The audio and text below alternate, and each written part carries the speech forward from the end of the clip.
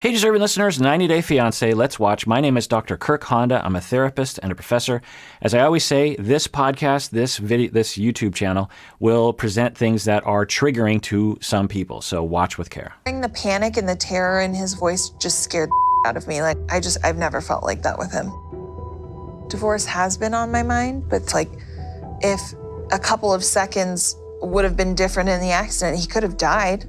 So I don't want him out of my life. I love him. It made me realize that I really do love him.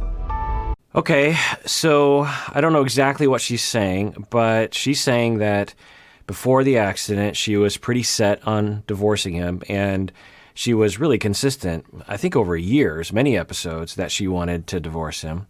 They were having a really hard time working things out.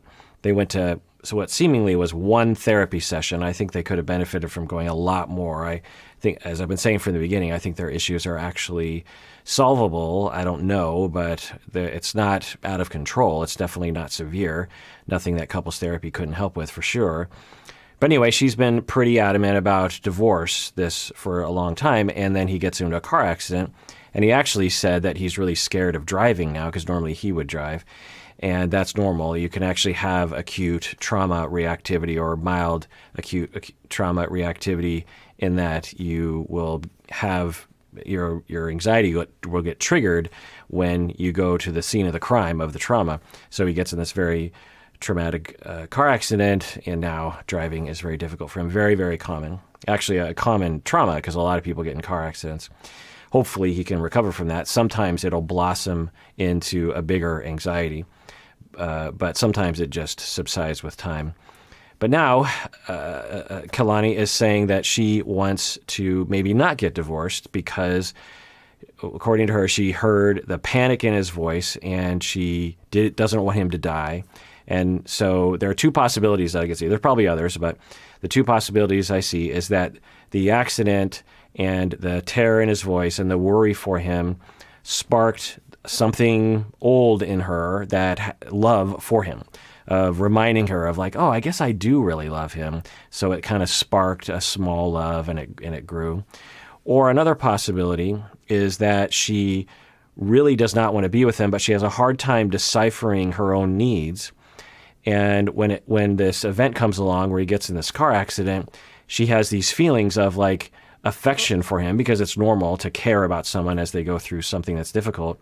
But she can't decipher that. She can't differentiate those normal, compassionate feelings with being in love and wanting to spend the rest of your life with someone.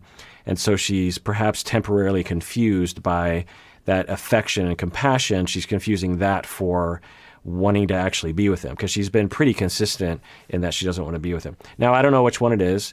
Maybe it had sparked a love in her that has gone dormant, and maybe they'll head off in a good direction. Let's see.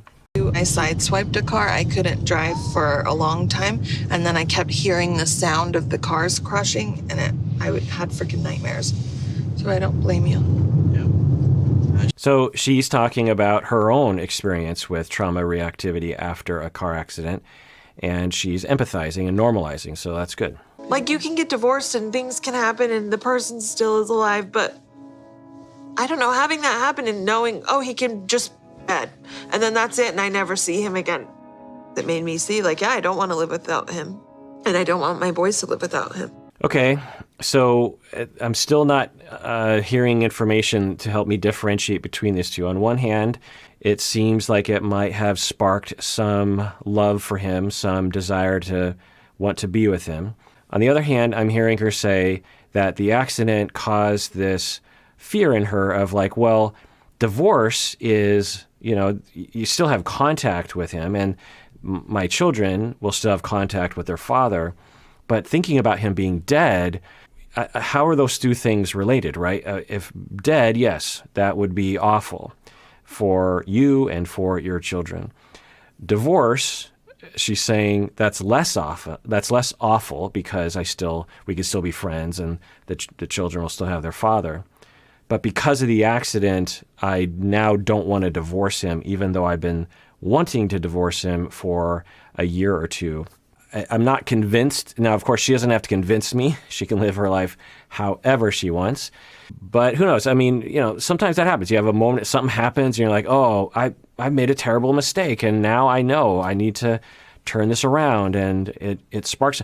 Now, there's another effect that could be related to this confusion, perhaps, I don't know, speculative, that there are people, when we feel bad for someone, it can sometimes be confused in us as love, as affection. And sometimes you might even have had this in your own life where you'll have a partner that will have problems in their life, and you feel bad for them, and you feel compassion, you feel care, and it kicks in maybe a maternal or a parental or a caring aspect of you, and you lean in and you try to take care of them, and you might even feel a tremendous amount of affection for this person. But it's for some relationships that all that affection, or 90% of that affection, is based on the idea that you're taking care of them. You're taking care of someone who needs something, someone who is desperate for help.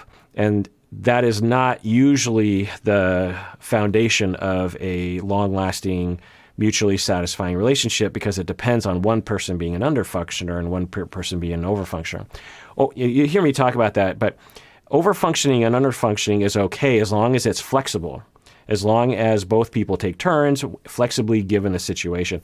If someone gets in a car accident, you take care of them. The other person is really sad about something else, and it switches. But when it's always this way, then we're rigid, it's inflexible, and we can't get our needs met, and resentment builds up. I don't know. Let's continue watching. I feel the same way too. I realized that I need to act better. I need to spending more time to my wife and the kids.